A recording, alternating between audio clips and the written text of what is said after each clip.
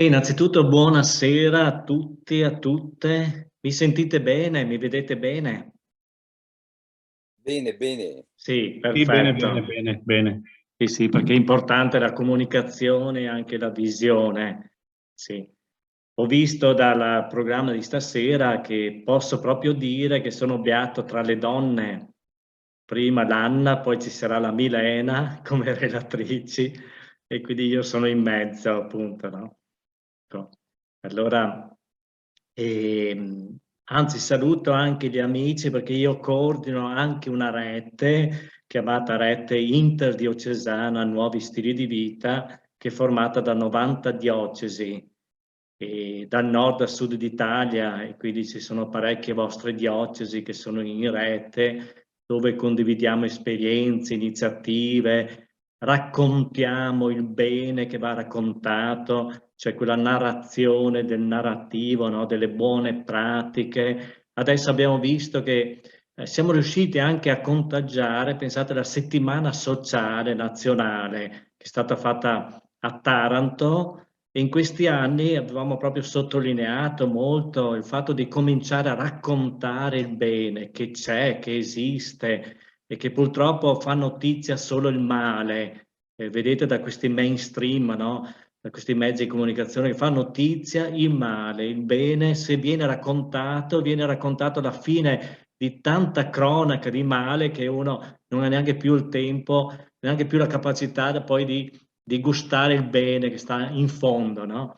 Invece nella settimana sociale è stato interessante perché hanno raccontato molte esperienze belle, positive, di piccole imprese, di quelle imprese chiamate di impresa civile, etica e via dicendo, no? Ecco allora al tema di stasera, appunto, che mi avete chiesto un po' su questo libro chiamato Nel domani del virus, che ho fatto con, eccolo qui, con l'edizione Paoli San Paolo, praticamente, editrice San Paolo, questo. È molto importante proprio cogliere questo fatto, no? Poi cercheremo anche di valorizzare la Laudato Si, perché noi siamo partiti come rete e tutto questo lavoro che stiamo facendo anche qui il movimento che ho, proprio il movimento Voce di Giustizia, siamo nati nel lontano 95, pensate, e abbiamo messo in piedi tutto il cammino dei nuovi stili di vita e poi le altre reti. Ecco, molto prima della Laudato Si avevamo proprio messo in atto tutto questo movimento nazionale dei nuovi stili di vita. Quando è arrivata la Laudato Si, abbiamo fatto un balzo di gioia enorme, perché veramente ci ha dato enorme. Infatti qua, quanta gente che poi mi chiamava, mi diceva sto leggendo la Laudato Si, ma è tutto quello che voi state dicendo da tempo, da anni. E dico, è proprio così, perché quando lo dice, io sono anche un laico missionario, sono stato in Amazzonia, in Brasile 12 anni, e dico, quando lo dice un povero missionario non conta molto, ma se lo dice un papa, chiaro che cambia tutto. E quindi ci ha dato una forza enorme questo Papa Francesco che viene dall'America Latina, appunto, no? Eccetera. Allora, praticamente, io ho colto proprio da questa pandemia che abbiamo vissuto, abbiamo sofferto ancora, stiamo soffrendo molto, no? Ecco, soprattutto ci ha messi in condizione di ripensare la nostra vita. Ecco, pensate anche a quello slogan, quell'imperativo mai più come prima, non possiamo più tornare come prima, no? Ecco, e quanto è stato importante proprio allora ripensare la nostra vita. E lì la prima fase, io dividerei proprio in due fasi questa pandemia, no? Il primo anno, il primo periodo, veramente c'è stato veramente dei cambiamenti che sono stati mossi per necessità, chiaro, perché la necessità ci ha portato a cambiare. Pensate per esempio solamente, no? Il problema delle relazioni, ecco, che non riuscivamo a viverle come priorità, le avevamo messe a secondo piano. È chiaro che quel digiuno, quel lockdown, quella prigionia domestica ci ha fatto scoprire l'importanza delle relazioni, perché quando c'è il digiuno, ecco l'importanza anche del digiuno, no? L'astinenza, è chiaro che questo ci aiuta a scoprire quello che ci manca e a valorizzare quello che manca, no? E lì abbiamo scoperto che siamo esseri relazionali. Io ho fatto anche una mini guida, no? Proprio tutta sulle relazioni, eccola qui, la mini guida delle relazioni umane, sociali, ecologiche, cosmiche. Ecco, e qui sottolineo proprio quanto le relazioni sono essenziali, non sono secondarie. Ecco. E quindi diciamo, la pandemia ci ha aiutato a scoprire varie cose, vari aspetti che davamo per scontati, che avevamo messo in secondo ordine. Ecco. E quindi ci siamo anche detti poi, mai più come prima, niente più come prima, sono stati appelli imperativi, no? E vi dico per esempio solo alcuni cambiamenti mossi per necessità. Perché sottolineo per necessità? Perché dopo veniamo all'altra parte, all'altro impegno, la chiamata la sfida educativa. Non è sufficiente cambiare per necessità. La necessità ci provoca il cambiamento, ma dobbiamo fare tutto un lavoro educativo che vedremo dopo, dove da necessità dobbiamo trasformarla in opportunità di vita, cioè in scelte non mosse solo dal cambiamento, ma mosse perché le scegliamo noi, con convinzione, soprattutto con amore. Ecco il grande cambiamento, no? Per esempio, esempi di cambiamento per necessità. Prima di tutto abbiamo scoperto tutti quanto siamo interdipendenti, l'interdipendenza, tutti sulla stessa barca. Pensate, quando avevano iniziato a parlare di questo Covid, no, in Cina, sembrava così distante, penso che un po' tutti abbiamo immaginato, ma ora che arrivi qui passa anni, ma non arriverà neanche qui. Ed è stato proprio quel battito della farfalla, quella metafora, no? Il battito della farfalla che provoca dall'altro lato un uragano. Ed è stato proprio questo. Ecco, nel libro io parlo anche di un autore chiamato Nassim Nicola Taleb, che è un filosofo matematico libanese, che ha coniato anche la teoria del cigno nero per descrivere eventi inaspettati di grande portata e con grandi conseguenze e impatti, difficili da calcolare con metodi scientifici, ma che travolgono tutto e cambiano la storia. E quindi proprio questa teoria del cigno nero è avvenuta proprio. E ci ha fatto capire quanto siamo interdipendenti, dal nord al sud, dall'est all'ovest. Ma poi un altro aspetto che abbiamo colto, che ci si salva insieme, non ci si salva da soli, ma insieme.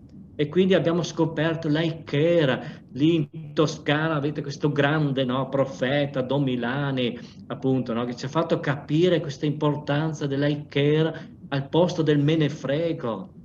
E ci ha fatto capire finalmente, superare, come dicono i sociologi, che noi umani abbiamo sempre bisogno del nemico e avevamo sempre un nemico, no? E ci ha fatto superare questo, non esiste più il nemico, esiste l'amico. Pensate anche che sono venuti a darci una mano medici da altri paesi, medici cubani per esempio, del sud del mondo. È stata una gara enorme di solidarietà, eccetera. Poi quello delle relazioni umane che vi ho già detto, quanto sono importanti. Finalmente abbiamo scoperto che il primato non sta alle cose. Eravamo tutti obesi di tante cose, un consumismo enorme. Papa Francesco parla di consumismo ossessivo, i sociologi parlano, no, di consumismo compulsivo, compulsorio, no? Ammalati di consumismo. E abbiamo scoperto che il primato sta alle relazioni. Ma poi altri esempi posso farvi, no? Ma nel libro ne trovate 30, pensate, che poi diventano buone pratiche. No? L'autoproduzione del cibo. In questa frenesia della vita tutti corriamo, tutti compriamo cibo già precotto, già pronto, no? La bellezza di farsi il cibo in casa. Molti me l'hanno detto proprio durante quello lockdown. farsi il pane in casa, in famiglia, con i propri figli, mettere le mani in pasta, curare l'alimentazione. Voi siete sanitari, no? Quanto è importante l'alimentazione che va curata, perché passano un sacco di malattie se mangiamo male. E mangiavamo male, di fretta, il fast food, no? Eccetera. Quindi pensate, tutto questo ci ha aiutato, ma poi pensate anche all'altro elemento, quello della lentezza della vita, il silenzio che avevamo perso, sfrattato dalla vita, no? Abbiamo recuperato questo, perché tutti mossi da ritmi frenetici, stressanti, e corri dal mattino alla sera e via dicendo, no? Portando poi al nostro fisico, ma anche psicofisico, uno stress talmente enorme, tanto è vero che siamo arrivati, voi conoscete bene, no? Che siete sanitari, quanti milioni di italiani che soffrono di insonnia e sono costretti di sonniferi. Finalmente abbiamo scoperto che bisogna rallentare la lentezza, che è l'arte del vivere meglio, il recupero del silenzio, che fa bene il silenzio. Ho già, per esempio, medici che danno ai propri pazienti questa ricetta: fai silenzio, ecco, stacca la spina, per dire, no, eccetera. Poi pensate anche a tutta la sobrietà che abbiamo riscoperto, avevamo le case strapiene di oggetti, di cose, no? Abbiamo scoperto che per vivere non serve tutto questo, serve molto di più le relazioni. E quanti sono stati abbandonati soli in casa e hanno scoperto che anche se avevano la casa piena di tanti oggetti, ma questo non conta se sei solo, abbandonato, non curato e via dicendo. Ecco allora cambiamenti per necessità. Ma è arrivata una seconda fase. Da questa prima fase, diciamo, dove diciamo, è stata faticosa, difficile, ma anche positiva, perché abbiamo preso coscienza che dovevamo cambiare, non potevamo più continuare così. E guardate che la Madre Terra ci aveva già dato degli avvisi forti.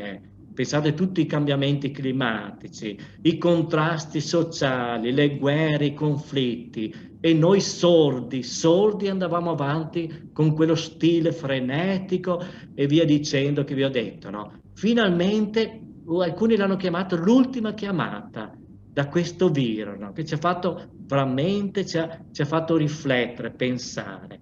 Ma la seconda fase, che è quella attuale, da quando è partito un po' tutto questo vaccino, questa vaccinazione, eccetera, siamo passati a una seconda fase, difficile ma molto meno positiva di prima.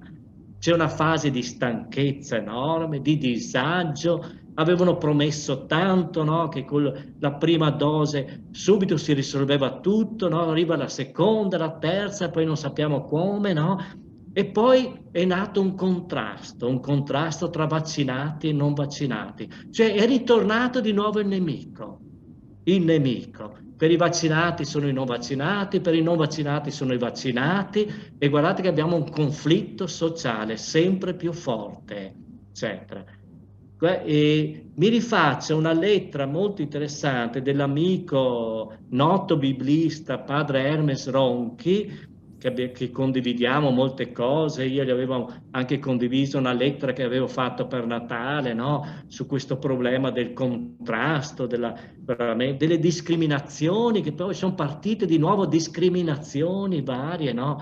E sempre più forti. E lui ha scritto proprio questa lettera che ha dei passaggi molto interessanti, dove dice: vi ricordate cosa si diceva l'anno scorso? Ne usciremo migliori. Non è vero, ci siamo dentro ancora e non siamo migliori. C'è disagio, rabbia. Il rischio maggiore che vedo che sta crescendo è quello di un'Italia spaccata in due, una specie di conflitto sociale tra chi ha scelto il vaccino e chi no.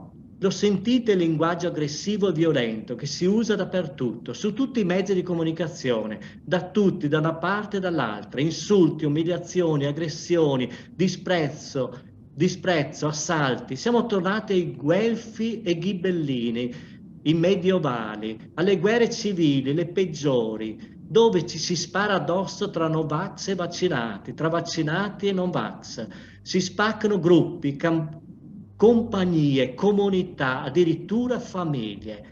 Mi sembra urgente che tutti adottiamo una sorta di bonifica del linguaggio, delle parole, dei pensieri prima di tutto, un'ecologia del dialogo. Ascoltiamoci, ascoltiamo le ragioni degli altri, non siamo in guerra, siamo in cura, adottiamo un linguaggio mite, pacificante, dialogante. Ecco. E così continua, che proprio sembra una continuazione di quella lettera che io avevo scritto per Natale, no? Allora questa è la situazione attuale. Guardate che allora abbiamo una sfida educativa enorme, perché dalla prima fase dove avevamo percepito, avevamo imparato, avevamo iniziato a cambiare, anche se per necessità, perlomeno c'è stata una coscienza nuova e un inizio del cambiamento. Adesso ci troviamo di nuovo nella fase dove siamo ritornati al nemico, ai conflitti. Qui la sfida educativa è proprio quella, quella che ci dice la Laudato Si, la cura della casa comune. Bisogna aver cura, tutti dobbiamo aver cura, gli uni degli altri, in tutti gli aspetti della vita e anche nel linguaggio. Io sto portando avanti in questo periodo, no?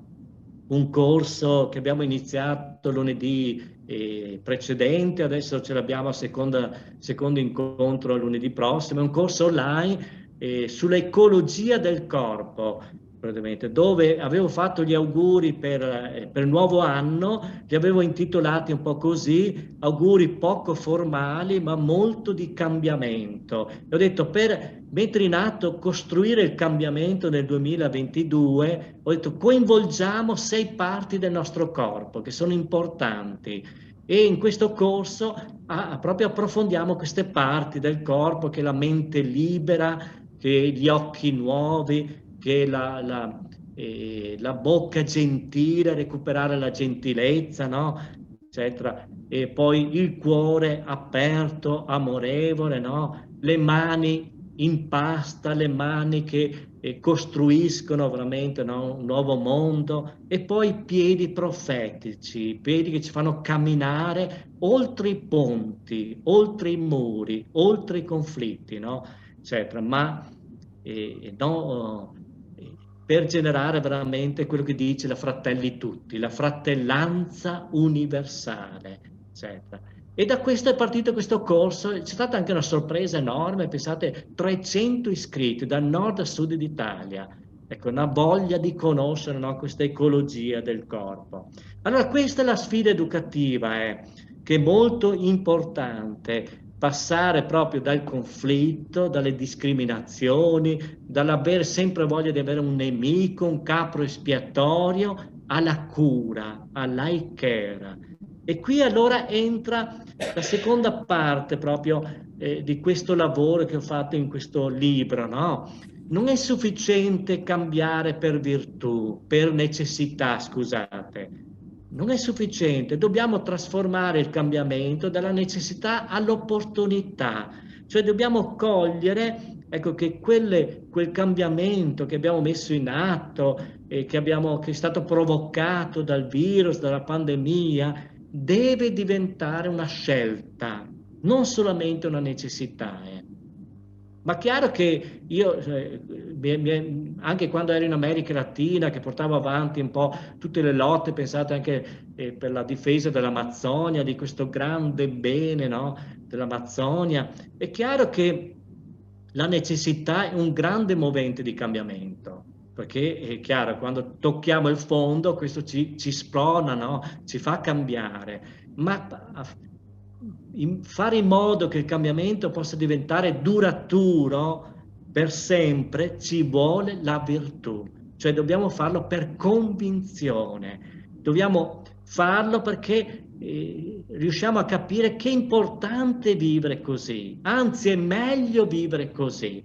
Quello che per esempio, pensate, me l'hanno detto, io raccolgo molte testimonianze, no, di questo. Pensate per esempio a quelli che hanno riscoperto l'autoproduzione, Mi ha detto, ma che bello che è stato farsi il pane in casa, farsi il cibo in famiglia, mettere le mani in pasta. È stato così bello che adesso continueremo a fare così, anche se passa questa pandemia. Vedete il cambiamento? Allora c'è stata un'esperienza che è partita dalla necessità, ma poi che è diventata un'esperienza bella. Ecco la bellezza, dobbiamo fare esperienza, far fare esperienza di bellezza, dove la gente possa capire che è bello vivere così, è molto più bello vivere così, per esempio è molto più bello, come qualcuno ha scoperto, vivere con le relazioni umane, vive, forti, belle, e vivere con meno cose ma più relazioni. Quanto è più bella una vita fatta di relazioni, no? Non abbandonati da soli, anche se hai la casa strapiena di oggetti, ma sei solo. Allora chi ha fatto questa esperienza ha detto, ma che bello è vivere veramente una vita piena di relazioni. E quando uno fa l'esperienza della bellezza, allora entra la virtù, cioè allora ti convinci. Allora cosa fai? Fai un altro passaggio importante, dalla virtù all'amore. Cosa significa cambiamento per amore? Significa che tu l'amore riesce a coinvolgere tutte le parti del tuo corpo, anche quelle più in profondità. Proviamo a pensare quando siamo innamorati. Io sempre uso questo esempio, no? Questa metafora. Quando uno è innamorato, com'è il suo grado di fantasia, di creatività? È altissimo, perché l'innamoramento, la passione, l'amore ti fa diventare creativo, ti fa inventare tutte le possibilità, tutti gli strumenti, ti fa tirar fuori una creatività enorme per dire all'altro ti amo, ti voglio bene, via dicendo. Provate a pensare, e tutti siamo stati innamorati, cosa abbiamo fatto quando eravamo innamorati? Abbiamo fatto delle pazzie, abbiamo fatto di quelle cose enormi, straordinarie, abbiamo inventato di tutto. Ecco l'ora il cambiamento mosso per amore, cioè tu coinvolgi tutta la tua persona, ma tutto il corpo, tutta la mente, tutto il cuore, tutta l'anima, tutta la tua profondità. Allora diventa un cambiamento, come dice l'enciclica, un cambiamento profondo dall'interno, un cambiamento che diventa veramente potente. Ecco, questo è il lavoro che dobbiamo fare e che io sottolineo molto nel libro praticamente, no? Questo passaggio dalla necessità all'opportunità a far diventare un cambiamento per virtù e soprattutto un cambiamento per amore. La necessità, vi dicevo, è un grande movente sì del cambiamento, ma poi questo movente diventa molto fragile, perché subentrano difficoltà, subentrano stanchezze e allora abbandoni. Mentre quando tu fai un cambiamento per virtù, che trovi delle motivazioni forti, belle, fai l'esperienza della bellezza, di quanto è bello vivere così, è chiaro che allora diventa forte il tuo cambiamento e diventa duraturo. Ecco, pensate all'enciclica e dice appunto per 35 volte, ecco, dice che dobbiamo cambiare, avere nuovi stili di vita. E poi c'è un'altra differenza importante. Quando tu cambi per necessità, ecco, tu lavori molto solo a valle del problema, cioè lavori sui sintomi del male e rischi di cadere nell'assistenzialismo. Ecco, faccio un esempio per capire, dato che voi siete anche sanitari, medici, eccetera, no? Ecco, quando uno ha un male, c'è il rischio appunto, no, di lavorare molto a valle e quindi praticamente di prendere subito l'antidolorifico pensando di risolvere il problema. Ma sai molto bene che non lo risolvi solamente parzialmente, cioè allevii il dolore e basta, perché il giorno dopo ti torna il problema. Allora cosa fa il medico? Giustamente fa la diagnosi, va a scoprire quali sono le cause che provoca questo male, questo dolore, e poi lavora proprio sulle cause, rimuovendo le cause del male. E questo allora è quello che noi dobbiamo fare. Allora cambiamento per necessità è solo lavorare a valle, cambiamento per virtù e per amore vuol dire lavorare a monte del problema, dove ci sono le cause. Ecco. E lì rimuovere le cause strutturali. E per rimuovere le cause strutturali non ci vuole assistenzialismo. L'assistenzialismo dà solo dei antidolorifici, allevia il problema, ma risolvere proprio la scelta per virtù, per amore, ecco, ti porta proprio a un cambiamento strutturale, cioè cambiare, rimuovere le cause strutturali. Perché se tu ami davvero una persona, ecco, non ti limiti a dargli la monetina, l'offerta, ma lo vuoi far uscire da quella situazione di impoverimento, di miseria, di abbandono e lo porti, ecco la parabola del figlio prodigo, la bellissima parabola, che lo riporti ad essere di nuovo figlio, non più come voleva lui, essere servo, no, del padre, ma figlio, la dignità, ecco, la dignità. Ecco, tutto questo lavoro allora noi dobbiamo fare. Ecco allora la scelta proprio, no, del cambiamento finalmente fatto per virtù e soprattutto per amore. Termino in questo, queste 30 nuove prassi, ecco, penso che mi dica il vostro coordinatore, penso che il tempo è quasi terminato, dimmi quanto tempo ho ancora per stare dentro ai termini. Un paio di minuti. Benissimo, così, esatto.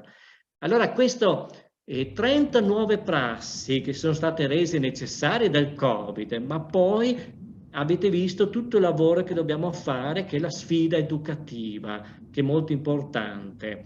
Beh, innanzitutto possiamo dire che il cambiamento è possibile. C'era già una percentuale virtuosa che faceva queste pratiche, le faceva già, perché da anni che stiamo portando avanti, no? Anche se era una minoranza, però c'era già. Il virus ha aggiunto un'altra percentuale che ha capito che dobbiamo cambiare e ha iniziato proprio piano piano a lavorarci fino a trasformare queste scelte per necessità in scelte per virtù. Ora bisogna coinvolgere l'altra percentuale, che forse è ancora la maggioranza, ma dobbiamo coinvolgerla piano piano. E allora qui, per esempio, 3 strategie sono importanti per il coinvolgimento. Quello che vi dicevo all'inizio, la narrazione dell'alternativo, raccontare il bene. Guardate che raccontiamo poco il bene. E c'è un altro documento di Papa Francesco, quello sulla santità che ha fatto, l'esortazione apostolica, no? Dove dice la santità della porta accanto. Guardate che anche io faccio spesso con dei gruppi in presenza di laboratori per scoprire quanto bene c'è nel nostro territorio, capito? E dobbiamo educarci perché anche nel nostro piccolo, nel nostro quotidiano, quando ci incontriamo tra di noi, anche tra amici, tra persone, tra parenti, che cosa ci raccontiamo? Se analizziamo bene i nostri racconti, vedremo che la grande maggioranza ci lamentiamo, raccontiamo le cose che non funzionano, quello che non valgono, eccetera, no? Allora dobbiamo smetterla di questa spiritualità della lamentela, continuare a lamentarsi continuamente. Ecco, dobbiamo cominciare a raccontare il bene che c'è, che esiste in mezzo a noi e che ce l'hai magari anche nella porta accanto, scoprirlo, perché quando tu racconti il bene, guardate, io sono convinto, coinvolge molto di più del male, perché il bene ti fa tirar fuori, ti tocca delle corde profonde e ti fa tirar fuori tutto quel potenziale che dice l'enciclica, che il creato ha, che ogni creatura ha, e te lo fa sviluppare il bene. Il bene è attrattivo, metti in atto l'attrazione, capito? Poi la seconda strategia è l'esperienza del bello, quello che ti dicevo prima, far fare esperienza del bello. La terza è la sfida educativa, ma nell'ottica del grande filosofo Socrate, la cosiddetta maieutica, dove tu praticamente, ecco qui la bellezza, l'importanza della relazione, dell'educazione relazionale, dove ti metti alla pari con l'altro e attraverso la relazione di incontro, la cura, la stima, l'amicizia. Quanti insegnanti mi raccontano che quando loro creano con i propri alunni proprio amicizia, cura, relazioni belle, l'alunno si innamora della materia, capito? Ma quando ha un insegnante davanti a sé che praticamente non ha questa cura, questa attenzione, anzi ha disprezzo verso l'alunno, quella materia non gli piacerà più, capito? Quindi pensate la sfida educativa in questa ottica proprio di Socrate, della maieutica, cioè della relazione, per far tirar fuori il potenziale che abbiamo dentro. E concludo allora con queste 30 nuove prassi che sono stili di vita alternativi per il domani. Ve ne elenco solo alcune, poi il libro è a disposizione, chi vuole anche acquistarlo attraverso le librerie, oppure me lo chiedete, ve lo mando anch'io. Per esempio la lentezza, vi dicevo, come l'arte del vivere bene, riscattare la bellezza, la multiformità delle relazioni umane e sociali, la sobrietà leggera, felice, profetica del ben vivere, riscattare la manualità creativa mediante l'autoproduzione, il silenzio che è una grande scuola di vita per se stessi, per incontrare gli altri, creare delle relazioni belle con la madre terra, la dimensione etica della tecnologia. L'enciclica parla proprio di questo superamento del principio tecnocratico, che è molto importante, mentre il primato dell'etica. Ecco, e poi potremo continuare, no? Riscattare il primato della politica, riscoprire l'essenziale della vita che sono le relazioni e non le cose, condividere le buone pratiche e via dicendo. Ecco, sono tante buone pratiche che tutti possiamo mettere in atto ogni giorno. Per questo che abbiamo messo in questo titolo proprio, no? Una al giorno, perché sono 30 e quindi in un mese puoi fare tutto il giro, una al giorno, per imparare proprio a costruire il cambiamento a partire dalla nostra vita quotidiana. Grazie. Bene, ringraziamo Adriano per la approfondita comunicazione, molto molto sentita tra l'altro. Quindi, bene, se qualcuno vuole fare la domanda, alzi la mano e do la parola.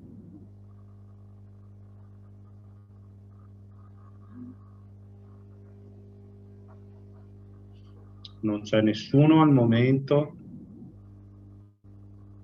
Vediamo.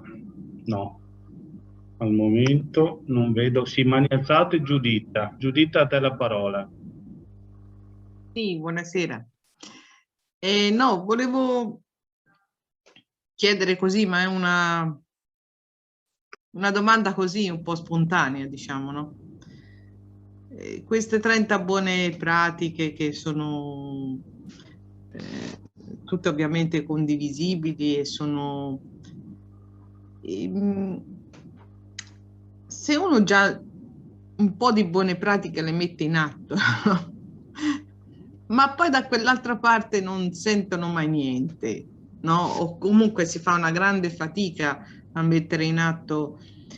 Qual è, forse un'utopia, non lo so, ma qual è un aiuto che si può dare? Perché le buone pratiche, che sicuramente vedremo nel libro, ma se uno già alcune le mette in atto, ma dall'altra parte c'è una sordità costante, quale potrebbe essere una chiave per aprirne qualcuna almeno? Ecco, non so se... perché tutte le relazioni sono state molto, molto interessanti da ieri ad ora. Però nel pratico, appunto, proprio andando nella pratica, l'ecologia, l'economia, la politica, ma basta vedere che sta succedendo Covid o non Covid, prima non era il Covid, prima era un'altra cosa. E in questo mondo qui è uno si demoralizza perché sembra come uno che più vuole fare bene, più vuole fare del bene, più vuole fare le cose, riscoprire tutti i valori che abbiamo detto finora, e più una montagna ti viene addosso, perché se ci guardiamo intorno si vede che c'è un degrado. Poi le cose belle ci sono, no? Però come ha detto Adriano, fanno anche, bisogna scoprirle, no? Ma se c'è un'altra chiave, perché la pazienza a un certo punto finisce, no? Ecco, avere più pazienza, come si fa? Ecco, io lascerei la parola per una risposta molto sintetica, perché purtroppo siamo un po' fuori tempo, Sì. ad Adriano, e poi diamo la parola ad Anna Molinari che l'ha chiesta. Sì, credo, come dicevo anche prima, no? Abbiamo tre strategie che dobbiamo utilizzare per coinvolgere gli altri. Partiamo da quella che dicevo della maieutica, della sfida educativa, no? Maieutica. Ecco, dobbiamo cambiare anche il nostro rapporto educativo, perché abbiamo messo in atto, e forse c'è ancora, un rapporto nei confronti degli altri che vogliamo coinvolgere basato sul giudizio, cioè puntare il dito. Guardate che questo non coinvolge, perché c'è dall'altra parte c'è l'effetto del riccio, uno si chiude, perché anche noi abbiamo fatto questa esperienza, quando ci siamo sentiti giudicati, condannati, anche noi ci siamo chiusi. Allora bisogna fare come, ecco la maieutica, cioè tu parti quello che fa il mondo sportivo, l'allenatore dice all'allenato, dice tu hai dei talenti, hai delle belle capacità, adesso ti aiuto a tirarle fuori, a svilupparle. Ecco, questo approccio educativo, guardate che soprattutto con i giovani coinvolge molto di più. Puntare il dito allontana, fa chiudere e fa abbandonare. Se invece tu veramente apri le mani, ecco le mani, no, che curano e che fai capire che tu hai dei potenziali enormi. Io sto accompagnando adesso un giovane, pensate, 18 anni, che fa dei scritti, lui ama la natura e mentre va a camminare ha iniziato a raccontare quello che vive. Veramente, ma ha una capacità così bella che adesso lo stiamo valorizzando e sta scrivendo e nel futuro scriverà anche un libro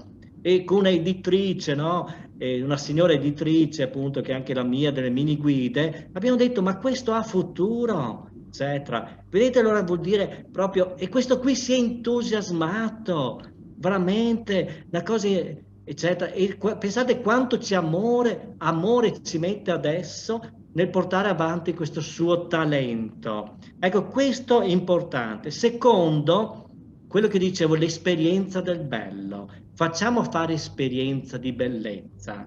Allora, per esempio, anche quando, per dire, noi suggeriamo, no? Facciamo una camminata nel nostro territorio, per conoscere il nostro territorio, ma non guardiamo solamente le ferite, anche le ferite, ma guardiamo anche le bellezze che ci sono. E facciamo fare esperienza anche del bello. Ricordo sempre quella mamma che mi ha raccontato, per esempio, no? Dice, mia figlia, dice, che non è neanche credente, un giorno ha fatto un'esperienza così bella in mezzo alla natura, che la sera mi ha telefonato e mi ha detto, mamma, ho fatto un'esperienza così bella che mi è venuta la voglia di entrare in una chiesa, di ringraziare il Creatore.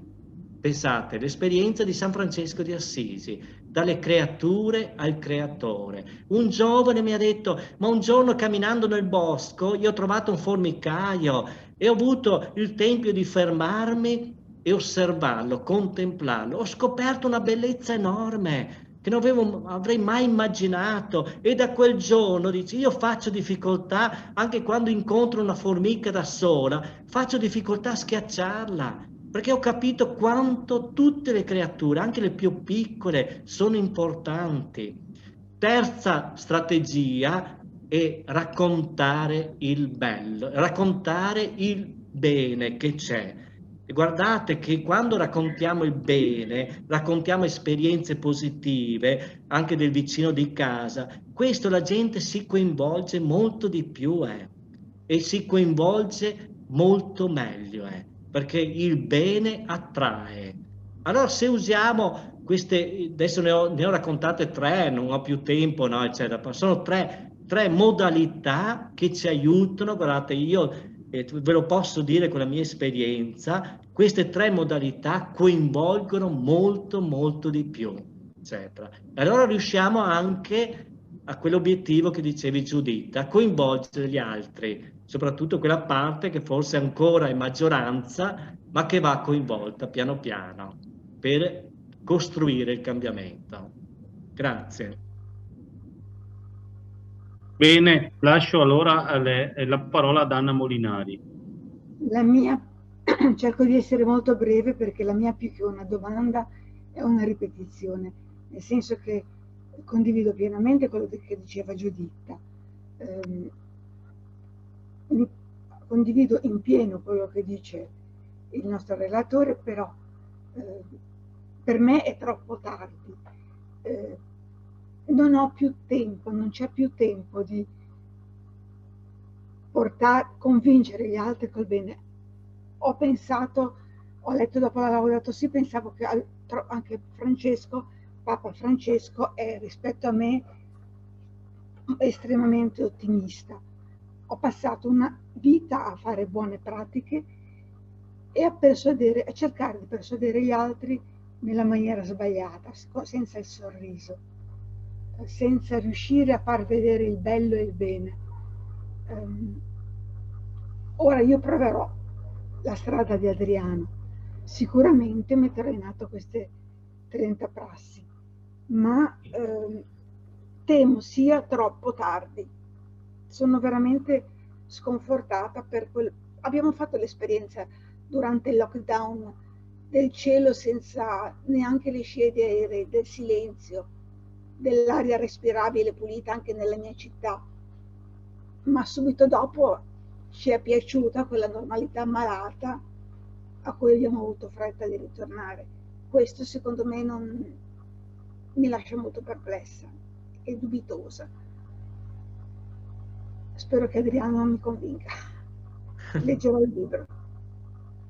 Bene, prego Adriano. Sì, velocemente, perché giustamente hai l'altra relatrice, no? Velocemente dico 2 cose importanti. Bene, anzitutto, chiaro che sono d'accordo anch'io che veramente non è facile, anzi a volte veramente si perde la speranza, si dice è troppo tardi e via dicendo. Però teniamo presente 2 cose importanti. Prima di tutto il cambiamento avviene attraverso i ritmi di madre terra. E noi abbiamo imparato questi ritmi della tecnologia, quella che stiamo usando adesso, no? Dove clicchiamo e vediamo subito la risposta. Questo non avviene nel cambiamento personale, e nel cambiamento della nostra vita e del nostro mondo. I ritmi sono quelli di madre terra. E allora dobbiamo anche noi recuperare proprio questi ritmi, che vuol dire seminare, poi vuol dire accompagnare. Infatti un verbo molto importante di Papa Francesco che ripete continuamente è accompagnamento, cura, per poi raccogliere. E dico anche questo, guardate per esempio i nostri antenati che hanno lottato per liberarsi dai sistemi dittatoriali, dalle dittature. Molti di loro non hanno neanche visto la democrazia. Questa democrazia che sia anche ha molti limiti, però è una democrazia. Però hanno fatto quello che dice l'enciclica, per il bene delle nuove generazioni. Quindi anche noi dobbiamo lavorare in questo tempo, diciamo, no? Dove se non vediamo noi il cambiamento, costruirlo per il bene delle generazioni future. Un'altra cosa importante è questo: guardate che il cambiamento avviene soprattutto, è chiaro che noi umani siamo responsabili e dobbiamo mettere le mani in pasta, ma dobbiamo anche riscoprire questo, che quando noi cambiamo le nostre mani, da mani predatrici, da mani che violentano la madre terra, da mani che distruggono, le cambiamo in mani che curano, che custodiscono. Basta cambiare le nostre mani, il resto lo fa madre terra, perché la madre terra veramente ci sorprende sempre. Vi faccio solo un esempio di questo. Conoscete il grande fotografo brasiliano Sebastião Salgado? Ecco, lui è tornato nella sua fazenda chiamata in Brasile, no? Quella proprietà privata degli antenati, con sua moglie, è tornato nel 2001. Io ho delle immagini molto interessanti che fa vedere come era desertificata per il modo di produrre, no? Distruggere tutto, era diventato un deserto. Si sono dati l'impegno in 4 mani, lui e la moglie, di piantare 1 milione di alberi. Oggi sono arrivati a 2 milioni di alberi. Se vedete l'immagine che è stata diffusa dal 2001 al 2019, voi trovate dal deserto, vedete una foresta, dove tutto è ritornato l'ecosistema, è ritornata l'acqua, la natura, gli animali e via dicendo. Perché? Perché guardate, noi sempre abbiamo la presunzione che dipende tutto da noi. Dipende da noi, da quello che noi abbiamo. Scusate, ma devo interrompere. Esatto, devo interrompere, sì. Siamo fuori tempo. Esatto, concludo con questo. Dipende da noi, da quello che noi dobbiamo fare, ma lasciamo anche alla madre terra la possibilità veramente che lei possa, e lei ci sorprenderà ancora una volta, perché riuscirà veramente a recuperare se noi cambiamo le nostre mani. Grazie. Ecco, lascio